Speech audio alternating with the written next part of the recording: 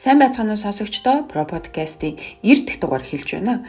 Бид та бүхэндээ гадаад улс орнд боловсрол эзэмшиж их орондоо ажиллаж байгаа прокурорудаас урьж оролцуулан би хэрхэн гадаадд суралцсан бэ сэдвээр цувралыг бэлтгэн хүргэж байгаа лээ. Ингээд энэхүү цувралын 8 дахь зочноор Дундговь аймгийн прокурорын газрын хяналтын прокурор Мөгсөрөн оролцож байна.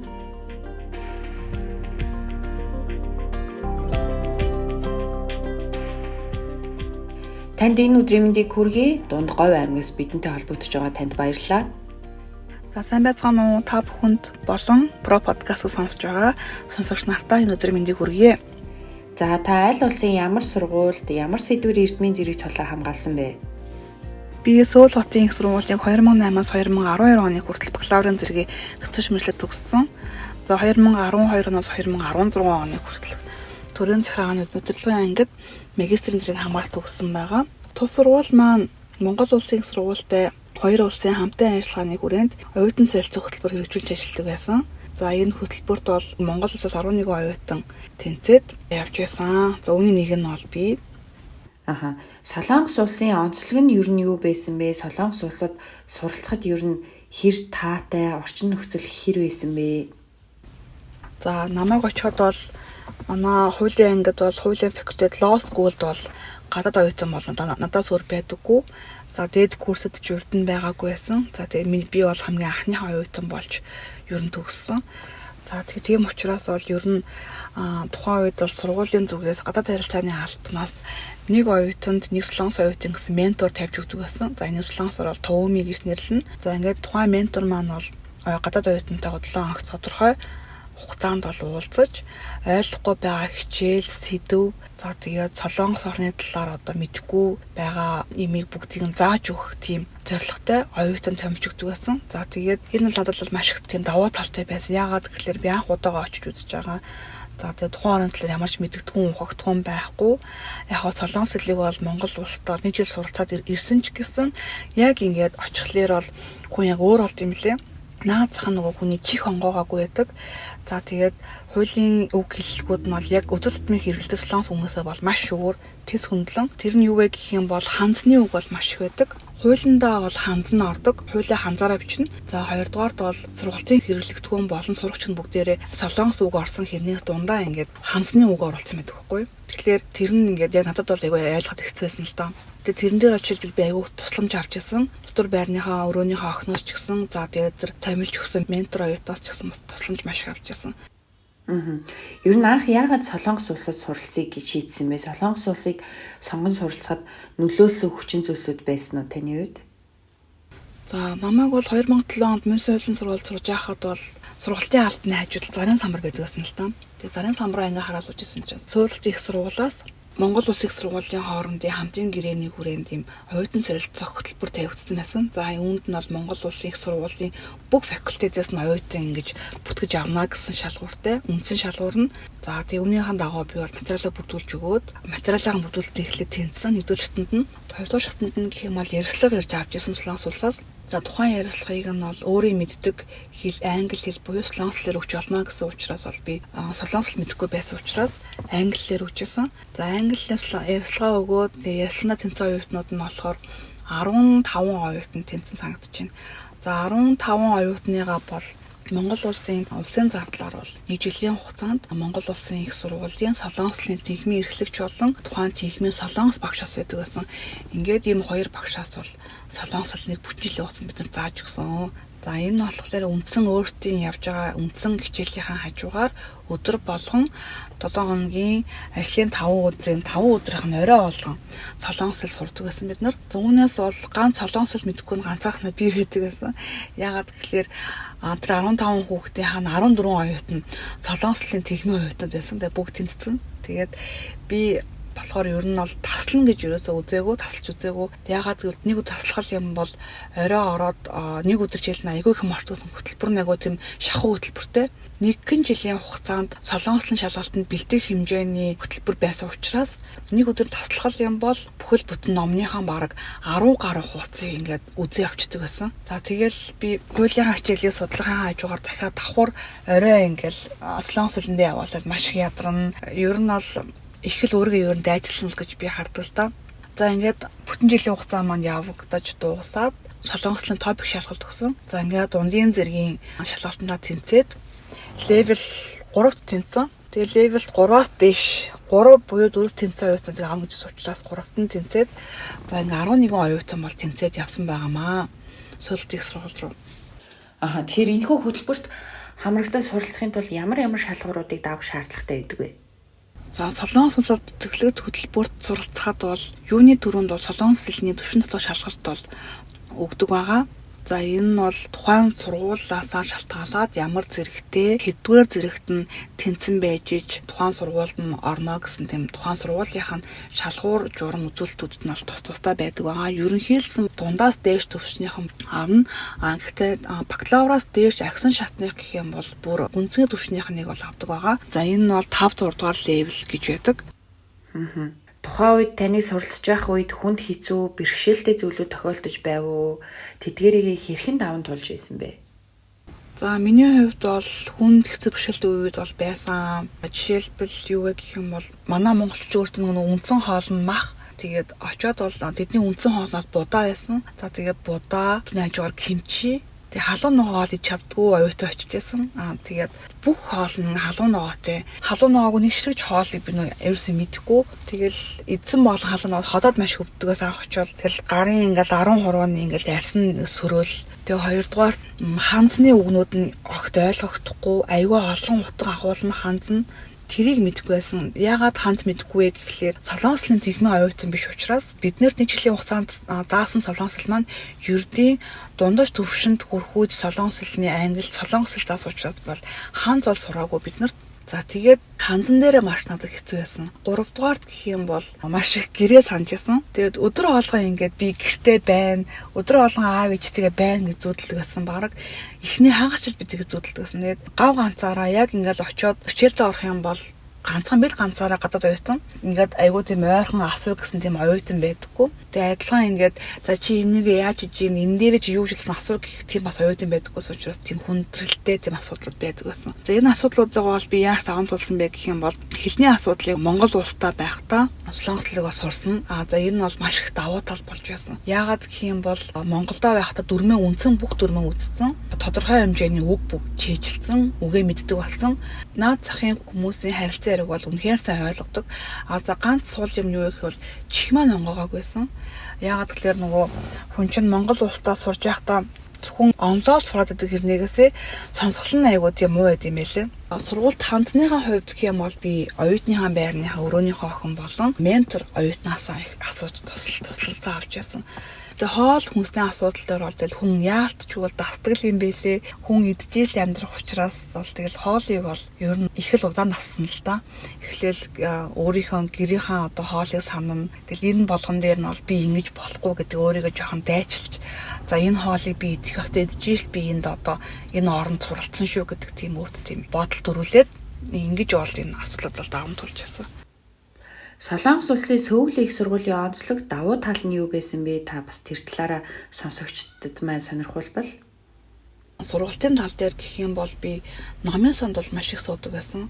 Солонгосын ер нь их давуу тал нь бүх сургуулиуд байдаг давуу тал гэх юм бол Солонгос улсын номын сан бол 24 цаг нээлттэй байдаг.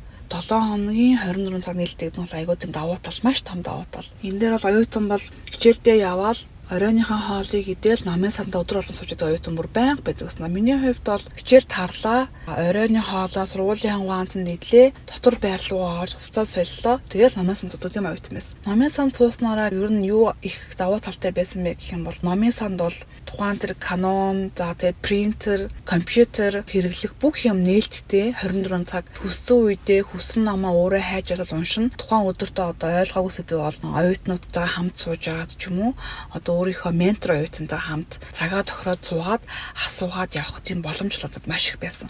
За тэгээд тэр хуулийн өгүүлбэрүүдийг бол миний хувьд тухайн үед яаж хичээлээ ойлгодог байсан бэ гэх юм бол хамгийн их тост болсон зүйл хажуугаар нь юу вэ гэвэл тайлбар төлөх чухал байсан. За энэ тайлбар тойл нь бол ханзны үгийг солонгос үг рүү хөрвүүлжсэн юм тайлбар тойл бас байдаг. За мөн хоёрдугаарт бас солонгос хуулийн үгийг тайлбарласан тайлбар тойл байдаг. Энэ хоёрыг бол би их төлхөө ашигладаг гэсэн хоёр тайлбар тойлыг. Тэгэхээр таны суралцсан улс буюу Солонгос улсын боловсролын тогтолцоог одоо Монголын боловсролын өнөөгийн нөхцөл байдалтай харьцуулж үнэлэлт дүгнэлт өгвөл таны хувьд ер нь ямар хөө байна вэ? За Солонгос улсын боловсролын тогтолцоо гэх юм бол бага, дунд, ахлах, дээд гэсэн юм тогтолцоотой байдаг. За бага сургууль нь 6 жил, дунд сургууль нь 3 жил, ахлах сургууль нь 3 жил байдаг. За үүний онцлог нь яг юу вэ гэх юм бол бага дунд сургууль нь бол цаахан шатны төвшнийг бол өгдөг учраас заавал суралцах хэрэгтэй. Солонгос улсын иргэн бүр ахлах сургууль болон 3 жилийг бол төлбөр төлдөг учраас тухайн иргэн маань сурахгүйгээ өөрөө шийднэ. За ихтэй сургуулийн хувьд бол яг манай Монгол улстайгаа адилхан өөрийн хүссэн сургуулаа өөрийн хүссэн мэргэжлээ эзэмшээд суралцах боломжтой байдаг. Их сургуулийн хувьд гэх юм бол 4 жилийн хугацаанд бас суралцдаг байгаа бакалаврын зэргийг. За 4 жилийн дээд сургуульд бол дээд боловсрол эзэмшээд онлайн талын хичээлүүд болон техник мэргэжлийн хичээлүүдийг бол төлхөөс үзэж суралцдаг. За дээд сургуульд нь бол орохын тулд сурагчийн хувийн хэрэг дүн зохион бичлэг, за тэгээ гадаад хэлний шалгалтын дүнгээр сонгон шалгуур бол эсэлтийн шалгалтанд орох юм эсвэл жил бүр одоо тийм явагддаг. Суур боловсролын төвшин тогтоох шалгалт бол өгч онооныхан дагуу тухайн суралцахыг хүссэн сургуульд олж агсч ордог байгаа. За тэгээд энэ яг манай Монголтойгоо адилхан сургууль болгоно бол тийм оюутан шалгуулж авах тусгай тийм дүрмтэй дүрм журам бас байдаг. Гадаад оюутны хүмүүс яаж суралцдаг вэ гэх юм бол олон соёлт гэр бүл байх юм бол олон соёлт гэр бүлийн хүүхдийг эсвэлэх тэмцэлтэн журам бас тустай байдаг. За мөн эцэг хэн хоёулаа гадаадын иргэн, тийм ээ хоёр өөр улсын иргэн байх юм бол гэрэлсэн цагааж бага дунд ахлах сургуулаа гадаадд дүүргэсэн тийм тохиолдолд бол гадаад оюутны тусгай эзэлтэн журмын дагуу бол бүртгүүлж сургууль эсэж ордог. Ер нь гадаад улсад суралцаад төгсөөд эх орондоо ирсний дараагаар таны ажил ба амьдралд ер нь ямар өөрчлөлтүүд гарсан бэ? За миний хувьд бол хувийн цахим байгуулалтаа болж сурсан гэж би бол өөрийгөө боддгоо. За Солонгос оюутнуудын хувьд гэх юм бол хичээл болон шалгалтанд бэлтгэхдээ бол цагийг маш сайн ашигладаг.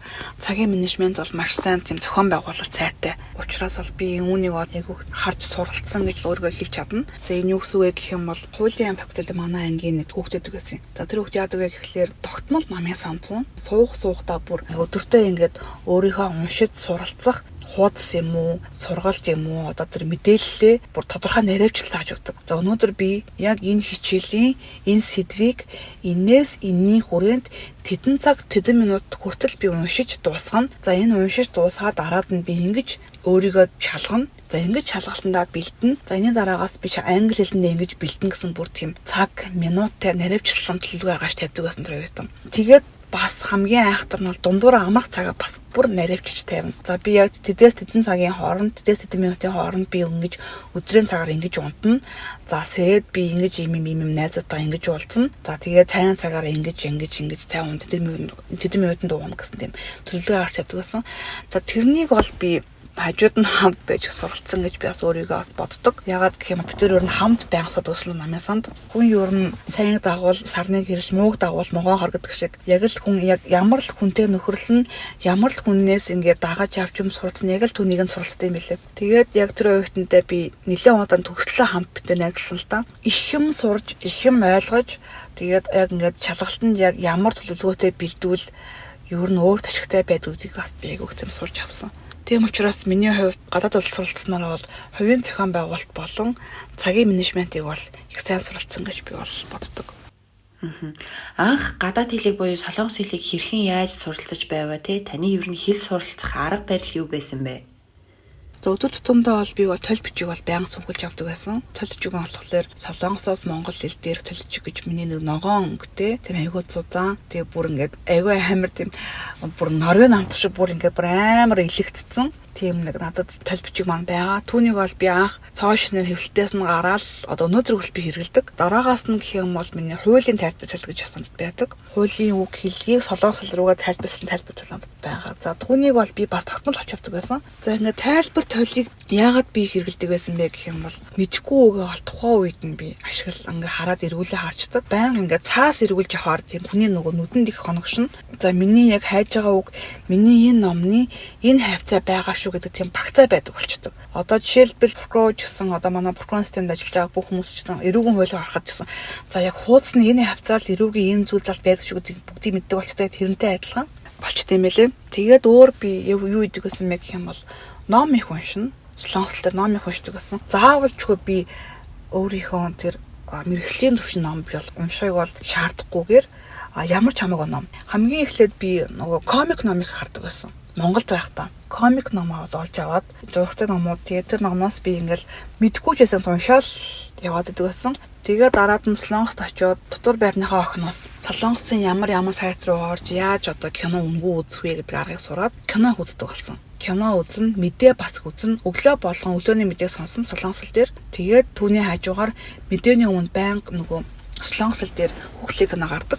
Тэрийг бүр байнга үзнэ. Хүүхлийн киног үздэг байсан. Дараагаас мэдээ тэл орой тогтмол кино үзэн, драма үзэн. Тэгэж Солонгос хэлний одоо суралцах чадвараа дэвшлүүлэхээс гадна сонсголоо маш их нээлттэй болгосон. Тэгэхээр тухайн үед Солонгос улсад суралцахын зэрэгцээ ажил хөдөлмөр эрхэлж байв уу? Ямар ажил хийх? Одоо жишээлбэл оюутан Солонгос улсад суралцж байгаа гадаад оюутны хувьд цагийн ажил ч юм уу хийх боломж болцоо байдгийн болов? Тэр талаараас сонсогчдод сонирхолбол. За мэдээж хэрэг гадаад улсын хэл соёлыг сурахаас гадна нийгэмдээ бас ойр байх хэрэгтэй байх. За сургууль сурахаас гадна сургуулийнхаа хажууд байдаг бас тийм жижигхэн хэвлэлийн газар бол би бол ажилладаг байсан. За тухайн үед бол зөвхөн маань сургуулийн оюутныг цагийн ашаар авдаг жижигхэн тийм хэвлэлийн газар байдаг байсан л да.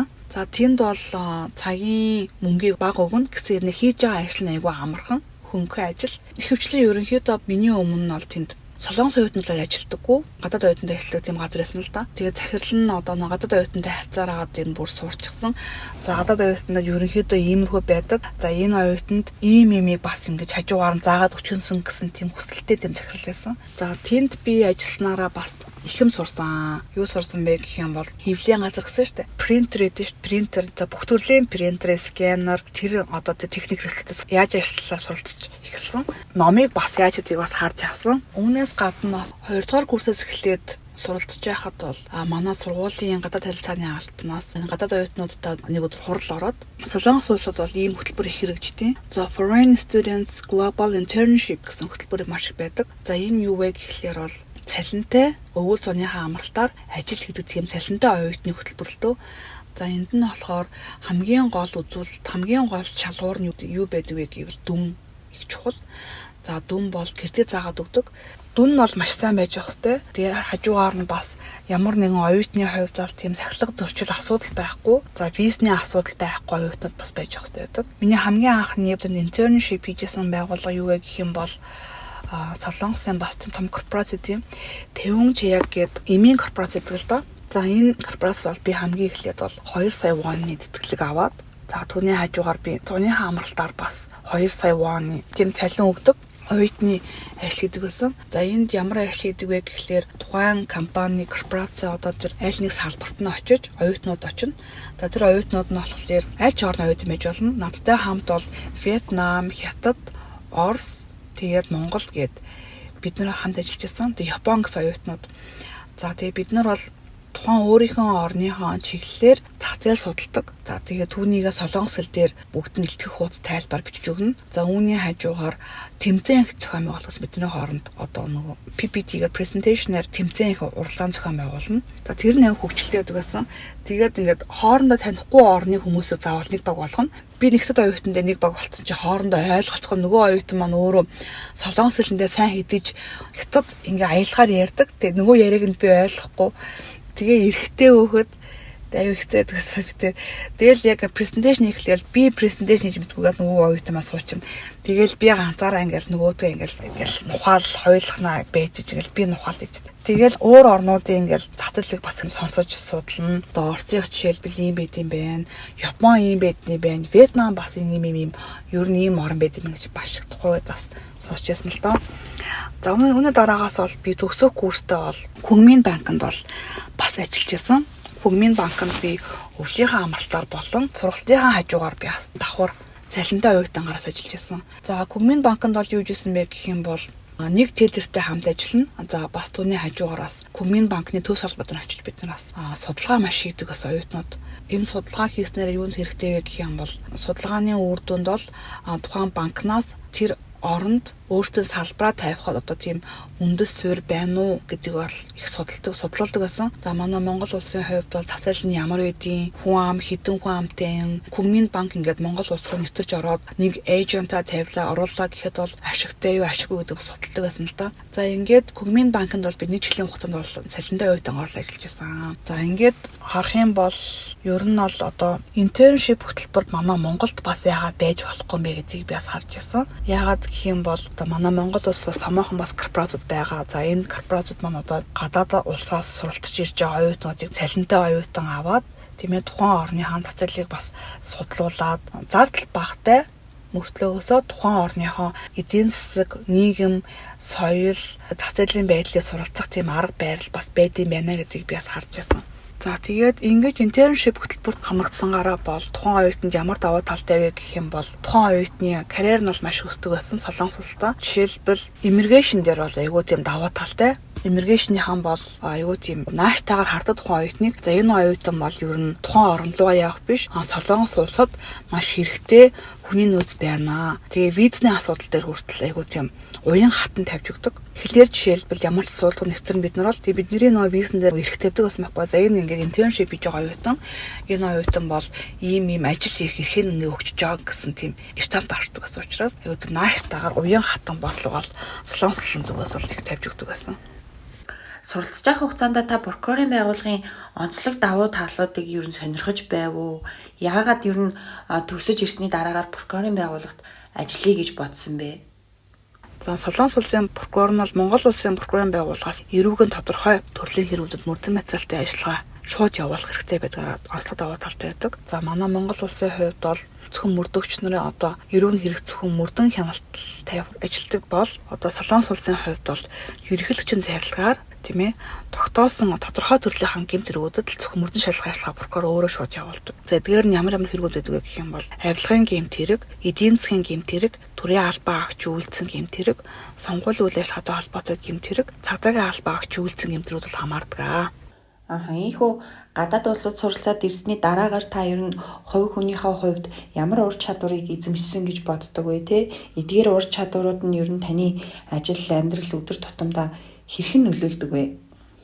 За миний хувьд Солонгос улсад суралцсанаар хамгийн түрүү нэгдүгээрт нь бол цагийн менежментийг бол зөв төсөлд сурсан. За хоёрдугаарт нь бол бие даасан байдал суралц буюу одоо хувь хүн талаас өөрийгөө дайчилж хөгжүүлж сурсан. За гуравдугаарт нь бол санхүүгийн менежмент буюу санхүүгийн удирдан зохицуулах талаар бол чадварыг бол би суралцсан гэж бол хэлэхэд болно. Дөрөв би яарсан цагийн менежментийг бол хэрхэн яаж сурсан талаараа. За бие даасан байдалд бол суралцсан гэдэг бол одоо хүн болж төрсний хувьд бие даасан байдал бол оюутан хүний хувьд ч тэр нийгэмд гараад ажил амьдралч тэр маш чухал асуудал гэж би бол боддог. Яагаад гэвэл ямар нэг хүний хараад биш тийм ээ ямар нэг хүнээс тусламж авах биш. Өөрийнхөө биеийг дагаад өдөрт бол ийм ажил хийх ёстой. За чиний хувьд бол чи бол ийм бие хүн тийм иймэрхүү одоо биеэд дайчилж хөгжүүлэх чадварыг бол би сурсан. За гуравдугаарт нь бол санхүүгийн менежмент өнөөдөр нийгэмд бол маш их хэрэгдэж байгаа шүү дээ. Хүн өөрийнхөө санхүүг өдөртөн зохицуулах чадвартай байж байгаа хэвээр өнөөдрийн нийгэмд. За энэ дээр бол юу авч үзэх вэ гэвэл өөрийнхөө олж байгаа сарын орлогоо бол хэрхэн зөв зохистой хэрэгжүүлж хуваарлж ажиллах уу. Тэгээ өмнөөс гадна өөрийнхөө одоо орлогоо яаж гэр бүлдээ хувааж ашиглан зарцсан захиран цацуулах гэдгийг бас хуваарлахаас маш хамгийн чухал гэж би хардаг. Одоо тэгэхээр манай подкастын уламжлал болсон нэг асуулт байдаг тий. Таны ер нь амьдралдаа мөрдөж явдаг зарчим ч гэдэг юм уу тий. Таны хамгийн хэлэх дуртай үг юу вэ?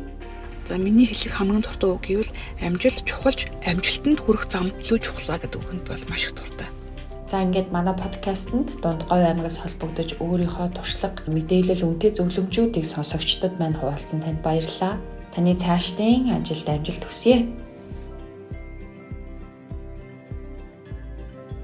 Сонсогчдоо та бүхэнд Про подкастын 90 дахь дугаар хүрлээ. Та бүхэн Улсын ерөнхий прокурорын газрын олон нийтэд харилцах албаны пэйж хуудас болон сайтаар санал хүсэлтээ ирүүлээрэй.